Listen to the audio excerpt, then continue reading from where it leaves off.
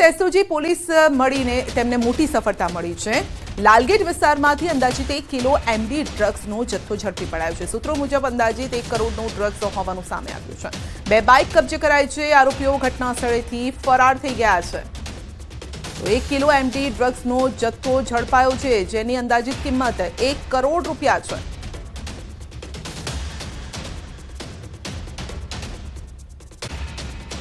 ભચડિયા ગામે દાંતા, અમીરગઢ અને વડગામ તાલુકાના ક્ષત્રિય સમાજના લોકોનું સંમેલન યોજાયું। ભાજપના પ્રવક્તા મંત્રી ઋષિકેશ પટેલની હાજરીમાં ઉત્તર ગુજરાતનું સૌપ્રથમ ક્ષત્રિય સમાજનું સંમેલન યોજાયું। ત્યારે ક્ષત્રિય સમાજના અગ્રણી જયરાજસિંહ પરમારે ભાજપને સમર્થન આપતા કહ્યું છે કે અમને તો રાજપૂત નહીં પરંતુ ભાજપૂત કહ્યા, છતાં અમે બોલ્યા નથી અને રાજપૂતો નહીં ભાજપૂતો કહી વ્યક્તિગત અમારું અપમાન કર્યું છે। એવા આગેવાન જેમણે સમાજમાં કોઈ ઋણ નથી અને પોતાની વ્યક્તિગત છબી ચમકાવવા માટે સમાજનું નેતૃત્વ કરી રહ્યા છે, સમાજના યુવાનોને ઉશ્કેરી રહ્યા છે અને આ સાથે તેમણે કહ્યું છે કે ક્ષત્રિય સમાજની સામે નહીં સાથે છીએ। ત્યારે ક્ષત્રિય સમાજના ભાજપ સાથે જોડાયેલા તમામ આગેવાનો ભાજપ સાથે છે અને ભાજપને સમર્થન કરશે। આ સમયે રાજ્યના પ્રવક્તા મંત્રી ઋષિકેશ પટેલે પણ વાતને સમર્થન આપતા જયરાજસિંહની વાત સત્ય ગણાવી। અમને તો ભાજપૂતો કહ્યા છે तो पण अमे बोल्या नहीं। राजपूतो नहीं भाजपूतो अमने व्यक्तिगत अमारू अपमान कर्युं छे तोय अमे सहन कर्युं छे। एवा आगेवानोने के जेमनुं समाजमां कोई ऋण नथी, समाजमां कोई योगदान नथी, पोतानी व्यक्तिगत छबीओ चमकाववा माटे समाजनुं नेतृत्व करी अने समाजना युवानोने उश्केरी रह्या छे। आजथी आनी शरूआत करी छे एटले माटे कहूं छुं क्षत्रिय समाजनी सामे नहीं, क्षत्रिय समाजने बतावी देवा माटे नहीं, क्षत्रिय समाजनी साथे छीए, एनी लागणी साथे मागणी साथे बधा ज। पण हवे ज्यारे राजकारणना मैदानमां चूंटणीना मैदानमां जवानुं छे त्यारे क्षत्रिय समाजना तमाम भाजप साथे जोडाયેલા આગેવાનો भारतीय जनता पार्टीनुं काम करवाना छे। जयराजसिंहभाईए राजेन्द्रसिंहजीए खूब सारी अने सत्य सनातन सत्यनी वात करी अने लागणीओना घोड़ा उपर लागणीओना पूर उपर हमेशा कांग्रेस तुष्टिकरणना कारणे सत्ता उपर आवती रही छे, परंतु आ वखते पण एनो प्रयास एने करी चूकी छे, अत्यारे चालू पण छे। परंतु मारे कहेवुं जोईए के हवे क्षत्रिय समाजने पण खबर पड़ी छे। पीएम मोदीनो गुजरातमां धुआंधार प्रचार 1 અને 2 મે पीएम मोदीनो गुजरातमां प्रचंड प्रचार છે। 2 દિવસ ગુજરાતમાં રોકાશે પીએમ મોદી। 2 દિવસમાં 15 થી વધુ લોકસભા બેઠકો માટે પ્રચંડ જનસભાને સંબોધિત કરશે। ગુજરાતમાં પીએમ મોદી 6 સભાઓ ગજવશે। સૌરાષ્ટ્ર, ઉત્તર ગુજરાત, મધ્ય ગુજરાતને આવરી લેવાશે। બનાસકાંઠા, પાટણ, સાબરકાંઠા, મહેસાણા, આણંદ, ખેડા, સુરેન્દ્રનગર, જૂનાગઢ, પોરબંદર, અમરેલી, જામનગર લોકસભા બેઠક માટે કરશે પ્રચાર। વિશાળ જનસભાને સંબોધિત પણ કરશે, જેમાં 1 મે બપોરના 3 કલાકે બનાસકાંઠાના ડીસામાં, બપોરના એટલે કે સાંજે 5 કલાકે હિંમતનગરમાં, બીજી તારીખે સવારે 11 કલાકે આણંદમાં, બીજી તારીખે બપોરે 1 કલાકે વઢવાણમાં, બીજી મે બપોરના 3 કલાકે જૂનાગઢમાં અને સાંજે 5 કલાકે જામનગરમાં જનસભાને સંબોધિત કરશે। આ 6 જનસભાઓથી 15 લોકસભા બેઠકને આવરી લેવાશે।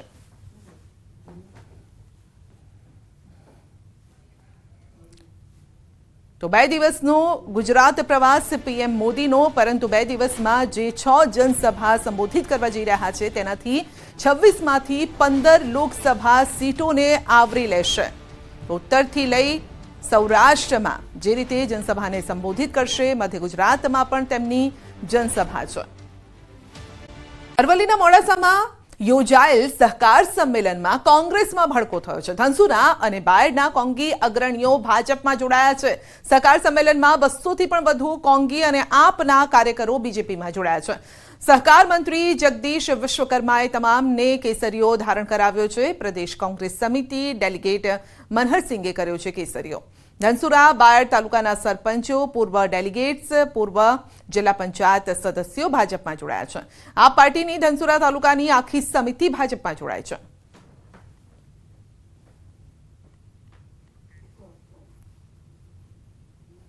भारतीय जनता पार्टी में अपना वडाप्रधान माननीय नरेन्द्रभाई मोदी साहेबना नेतृत्वમાં समग्र भारतમાં અને સમગ્ર ગુજરાતમાં જે એમના વિકાસના કાર્યો એમને જે કર્યા છે એ વિકાસના કાર્યો અને ભારતીય સંસ્કૃતિને જાળવી રાખવા માટેની એમની જે દ્રષ્ટિ છે એમની વિચારધારા સાથે હું એમની વિચારધારા સાથે આજે જોડાઉં છું।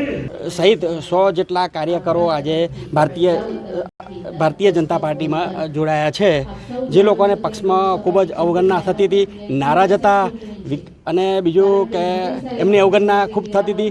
વિકાસના કાર્યોમાં કાર્યકર્તાઓ તરીકે કોઈ દેખરેખ નહોતું રાખવું, એટલા કાર્યકરોનું કોઈ હતું નહીં. કેટલા કાર્યકર્તાઓ જોડાયા? 100 નકલી વિડીયો બનાવી વાયરલ કરવા અંગે ધરપકડ. અમદાવાદ સાયબર ક્રાઇમે 2 આરોપીઓની ધરપકડ કરી છે. ભાષણના વિડીયોને તોડી મરોડી વાયરલ કર્યો છે. ફેસબુક પર નકલી વિડીયો મૂકવામાં આવ્યો હતો અને સતીશ વણસોલ આરબી બારૈયા નામના આરોપીની ધરપકડ કરાઈ છે. સતીશ વણસોલા અને આરબી બારૈયા રાજકીય આગેવાન છે. વિડીયો કોનાથી એડિટ કરાયો તેની પણ તપાસ ચાલી રહી છે. અમદાવાદ સાયબર ક્રાઇમના મતે આરોપીએ એડિટ વિડીયો સોશિયલ મીડિયામાં પોસ્ટ કર્યો હતો. જો કે કોણે એડિટ કર્યું તે અંગે તપાસ ચાલુ છે. તેલંગાણામાં અમિત શાહની સભા હતી અને તેનો નકલી વિડીયો બનાવી વાયરલ કરાયો છે. પોલીસના મતે બંને આરોપીઓના બેકગ્રાઉન્ડ રાજકીય છે. હાલમાં બંને આરોપીઓના ફોન એફએસએલમાં મોકલાયા છે.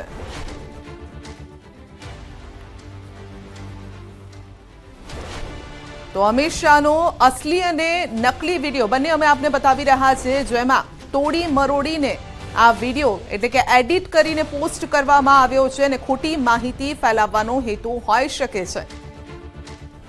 જોકે આ અંગે તપાસ ચાલી રહી છે. પૂછપરછ કરવામાં આવશે કે કોના કહેવાથી આ કરવામાં આવ્યો છે. જે પણ બંને વ્યક્તિઓના નામ સામે આવ્યા છે, બંનેને પૂછપરછ કરવામાં આવશે અને ત્યારબાદ વધુ વિગતો પણ સામે આવી શકે છે. પરંતુ બેકગ્રાઉન્ડ રાજકીય છે તે પ્રાથમિક તપાસમાં સામે આવ્યું છે. કેન્દ્રીય ગૃહમંત્રી સાહેબની એક સ્પીચ હતી, જેને એડિટ કરીને એ વિડીયો ખોટી રીતે સોશિયલ મીડિયા પર વાયરલ કરવામાં આવ્યું હતું. એમાં 2 પ્રોફાઇલ હોલ્ડર, મુખ્ય એક સતીશ વનસોલા કરીને એમના ફેસબુક પ્રોફાઇલથી અને એક પ્રોફાઇલ હોલ્ડર રાકેશભાઈ બારિયા એમને પોતાના ફેસબુક સોશિયલ મીડિયા હેન્ડલથી આ એડિટેડ વિડીયો વાયરલ કર્યો હતો. એડિટેડ વિડીયો એમને પોતાના સોશિયલ મીડિયા હેન્ડલથી પોસ્ટ કર્યો છે. જે વિડીયો એડિટ કરનારની હજી આપણે તપાસ ચાલુ છે. એમને વિડીયો કયા માધ્યમથી મળ્યો હતો, એમને વોટ્સએપ ગ્રુપના માધ્યમથી મળ્યો હતો, પણ એમાં હજી આપણે આગળ તપાસ કરીએ છીએ કે આ કઈ રીતનો વિડીયો એમને મળ્યો છે. એક સતીશભાઈ વનસોલા કરીને છે, જે મૂળ પાલનપુરના છે, અને રાકેશભાઈ બારિયા કરીને છે, જે દાહોદના છે, લીમખેડાના. અને બંને જણ પ્રથમ દ્રષ્ટિએ પ્રાથમિક તપાસમાં રાજકીય સાથે જોડાયેલા છે. હજી અમે આગળ એમના બેકગ્રાઉન્ડની તપાસ કરી રહ્યા છીએ. વિશ્વકપ માટે ભારતીય ટીમની થશે જાહેરાત. આજે અમદાવાદમાં બીસીસીઆઈના ટીમ સિલેક્ટર્સની મળશે બેઠક. આજે બીસીસીઆઈના સેક્રેટરી જય શાહ સાથે કરશે બેઠક. સિલેક્ટર્સ સેક્રેટરી જય શાહ સાથે બેઠક કરશે. બેઠક બાદ T20 વિશ્વકપ માટે ભારતીય ટીમની કરશે જાહેરાત. રોહિત શર્માની કેપ્ટનશીપ હેઠળ ભારતીય ટીમની જાહેરાત થશે. વાઇસ કેપ્ટન માટે હાર્દિક પંડ્યા અને ઋષભ પંત રેસમાં છે. તો વિકેટ કીપર માટે સંજુ સેમસન, ઋષભ પંત અને KL રાહુલ પણ રેસમાં છે. તો આજે બેઠક મળવાની છે. સિલેક્ટર્સની બેઠક મળશે. જય શાહ સાથે આજે બેઠક છે. T20 વિશ્વકપ માટે ટીમ સિલેક્ટર્સની બેઠક છે.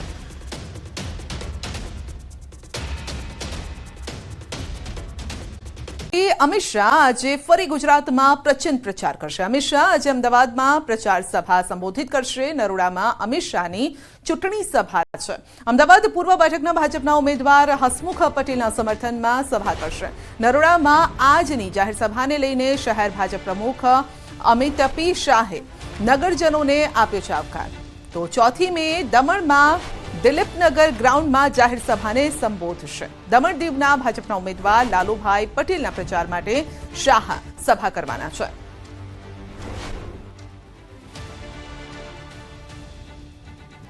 આપને નિમંત્રણ પાઠવું છું કે આજે 30મીએ મંગળવારે સાંજે 7 વાગે કેન્દ્રીય ગૃહમંત્રી આદરણીય અમિતભાઈ શાહની જંગી જાહેર સભા નરોડા બજારમાં રાખી છે. આપને આપના પરિવાર સાથે પધારવા મારું ભાવભીનું નિમંત્રણ છે. વડોદરામાં ક્ષત્રિય અસ્મિતા સંમેલન યોજાયું. માણીજામાં યોજાયું ક્ષત્રિય અસ્મિતા સંમેલન, જેમાં ક્ષત્રિયોએ કુળદેવીના સોગંદ ખાઈને શપથ લીધા છે. ભાજપને મત ન આપવાના શપથ લીધા છે. તો આગેવાન મહેન્દ્રસિંહ રાઠોડે રાહુલ ગાંધીને પપ્પુ કહી મંદ બુદ્ધિનું બાળક કહ્યું છે. સોસાયટી અથવા આજુબાજુના મહોલ્લા સુરતમાં અલ્પેશ કથિરિયા અને ધાર્મિક માલવિયા ભાજપમાં જોડાતા ભાજપમાં નારાજગીના સૂર ઉઠ્યા હોવાની ચર્ચા વહેતી થઈ છે. વરાછાના ધારાસભ્ય કુમાર કાનાણીએ ચોખવટ કરતા કહ્યું છે કે પાર્ટી જે પણ નિર્ણય કરે તે મને શિરોમાન્ય છે. મને કોઈ નારાજગી નથી, પરંતુ મારા સિદ્ધાંતના વિરુદ્ધ થયું એટલે હું દૂર રહ્યો છું. હું મારા સિદ્ધાંત નહીં છોડું. મહત્વનું છે કે ભાજપમાં ભરતી મેળામાં કુમાર કાનાણી અડગા રહ્યા હતા અને જેને લઈ ભાજપમાં નારાજગીનું ગણગણાટ શરૂ થયો છે. ત્યારે હાલ કાનાણીએ કોઈ નારાજગી ન હોવાની સ્પષ્ટતા કરી છે.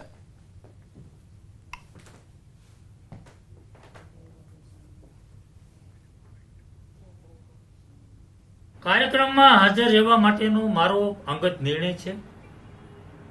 એ કોઈ નારાજગીનો વિષય નથી, પરંતુ મારા સિદ્ધાંતનો વિષય છે. એ મારા વ્યક્તિગત સિદ્ધાંતનો વિષયને કારણે હું હાજર નથી. મારા અમુક સિદ્ધાંતો છે રાજનીતિ અંદર રાજકારણમાં રહીને રાજનીતિ કરી રહ્યો છું, પરંતુ સિદ્ધાંતો સાથે હું રાજનીતિ કરી રહ્યો છું. ક્યારે ચોમાસું બેસી શકે? કાળઝાળ ગરમી વચ્ચે દરેક ખેડૂત અને સામાન્ય જનતાને આ જ સવાલ થઈ રહ્યો છે. હવામાન નિષ્ણાત અંબાલાલના મતે ગુજરાતમાં આ વખતે સમય કરતા વહેલું ચોમાસું બેસી શકે છે અને હવે ચોમાસા માટે કરી દો તૈયારી. સમય કરતા વહેલું ચોમાસું બેસવાનું અંબાલાલ પટેલનું અનુમાન છે. અંબાલાલે ન્યૂઝ 18 ગુજરાતી સાથે વાતચીત કરતા જણાવ્યું છે કે મે મહિનામાં આંધી વંટોળ સાથે પ્રી મોન્સૂન એક્ટિવિટી થશે. જો કે બંગાળના ઉપસાગરમાં 10 થી 14 મે વચ્ચે ચક્રવાત સર્જાવાની શક્યતા રહેશે. સામાન્ય રીતે ચોમાસું અંદમાન નિકોબારમાં બેસી ગયા બાદ આગળ વધતું હોય છે અને દેશમાં કેરળથી ચોમાસાની શરૂઆત થતી હોય છે. જો કે અંબાલાલના મતે આ વખતે અંદમાન નિકોબારમાં 17 થી 24 મે વચ્ચે ચોમાસું બેસવાનું અનુમાન છે અને ત્યારબાદ કેરળમાં ચોમાસું 1 જૂન પહેલા બેસવાનું અનુમાન છે. કેરળમાં ચોમાસું સમય કરતા વહેલું બેસી જવાનું અનુમાન છે. જો કે કેરળમાં બેસી ગયા બાદ મુંબઈ અને ત્યારબાદ ગુજરાતમાં દક્ષિણ ગુજરાતના ભાગમાંથી ચોમાસાનું આગમન થતું હોય છે. ગુજરાતમાં 8 થી 14 જૂન વચ્ચે ચોમાસું બેસવાનું અનુમાન છે.